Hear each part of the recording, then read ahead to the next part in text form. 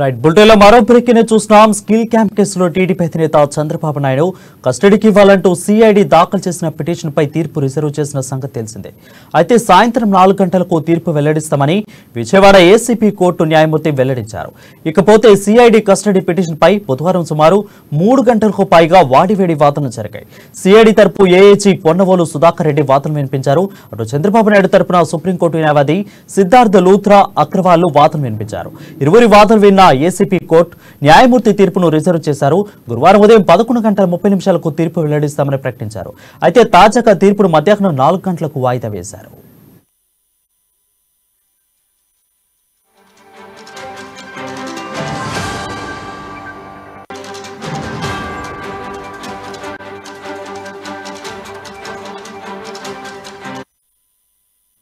Breaking news చూస్తున్నాం. Skill camp కేసులో TDP అధినేత చంద్రబాబు నాయుడు కస్టడీకి ఇవ్వాలంటూ సిఐడి దాఖలు చేసిన పిటిషన్ పై తీర్పు రిజర్వ్ చేసిన సంగతి అందరికీ తెలిసిందే.